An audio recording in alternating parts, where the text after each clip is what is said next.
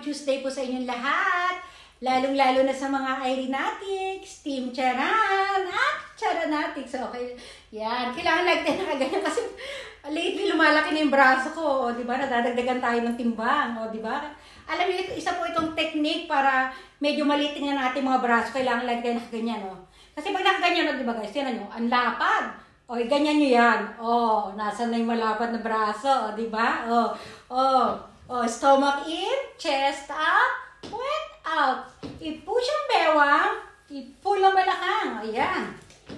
Flex, flex, flex. O, ang tasa, lalapit, lalayo. O, diba? O, inom na. Happy Tuesday!